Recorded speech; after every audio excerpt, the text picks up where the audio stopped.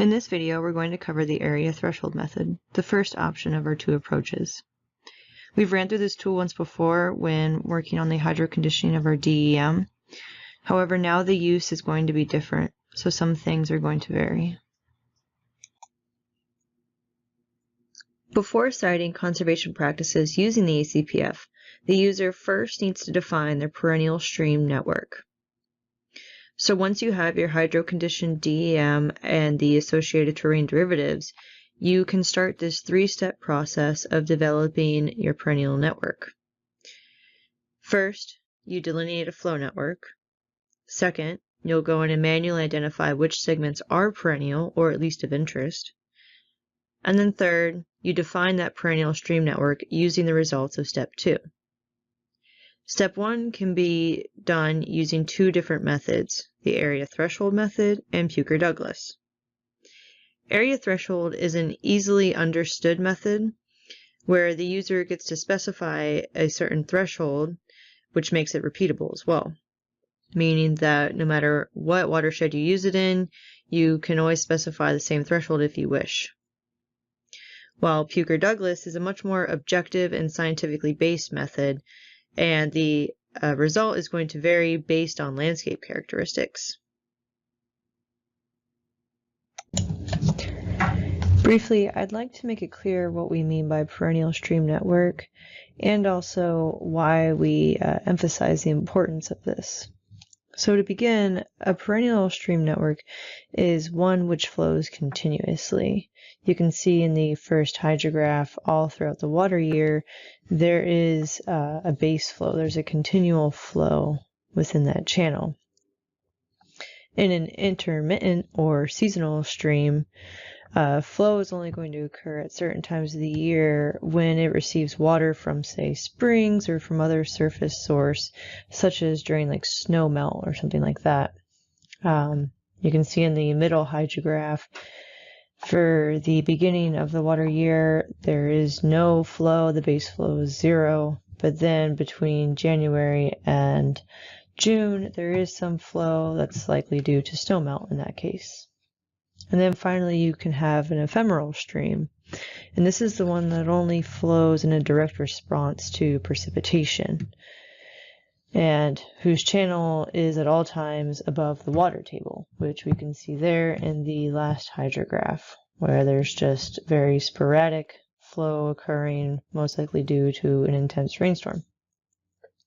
However, for the purpose of the ACPF, we mostly want to be designating our stream network where we are going to be applying conservation practices down the road. For example, one of our last tools is a riparian assessment. So, if you are going to be interested in applying riparian buffers or other riparian practices to smaller, potentially intermittent streams, you may want to include certain streams. However, for the most part, people are generally only concerned with perennial, that is, continuously flowing streams. That is why we make this distinction here. Back in our map document, you can see I have my terrain derivatives that I got after my hydro conditioning process. So I have my new DEM, which is now the original DEM I'll use from here on out.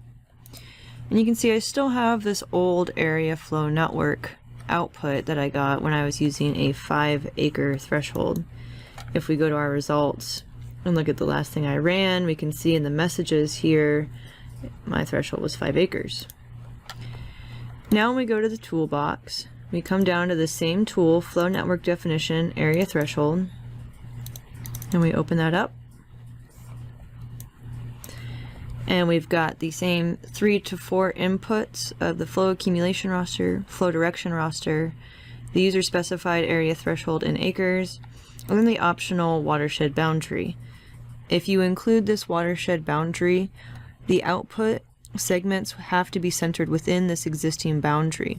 And you should really only do this if you're sure the boundary will not change or will only change slightly. I am not going to include it this time around because I want to see where the flow networks get placed based on the landscape.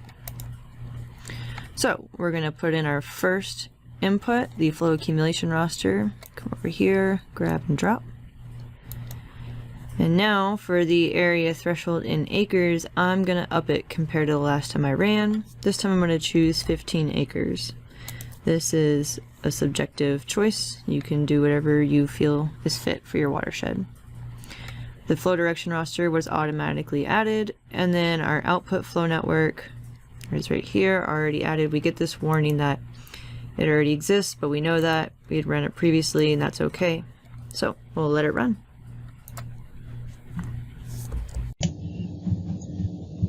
The area threshold value can vary greatly depending on what you're looking for. You can choose a small value, say of 5 acres, if you're looking to delineate channels that are above your perennial network. But if you're looking for a value, say of 15 to even 25 or larger acres, this is up to the user depending on what their end goal is. I recommend that if you're unsure, you run this a few times and sort out what you would like to be identifying, and then make your choice from there. Alright, so the tool just finished running. We have our output and we can see it's less extensive. So let's take a closer look at some of the areas. We'll go to the headwaters and see how far up our network extended. And we get an idea from our hillshade if this threshold that we chose was significant or not. In my hillshade, I do see some fairly incised channels that the flow network did not place them in. If we zoom in closer here, we can see these defined channels here. Without imagery, it's hard to tell if they're part of the perennial network or not. However, because no flow network was placed there by the area threshold network tool, I may want to rerun my tool with a lower threshold, say 10 acres or something. But if you found this to be significant enough and extensive enough, this output would work. I generally do choose a lower threshold value just to make sure it does extend far enough into my perennial network. And the reason you want to make sure it does extend beyond the perennial network is because when we move to the second step of that 3-step editing process to code our perennial streams. So to give a little preview into that second step of this 3-step process, we'll take a look at the attribute table, and we can see that we have this field called stream type, which right now is populated with all zeros. This will be the field that we are going to edit based on whether a stream segment is perennial or ephemeral or intermittent.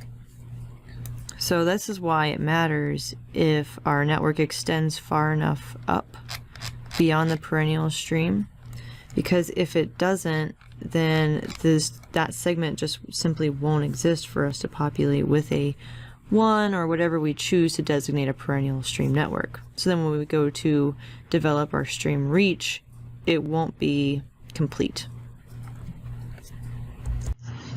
Alrighty, so here's a brief recap of the tool that we just ran, the area threshold flow network definition.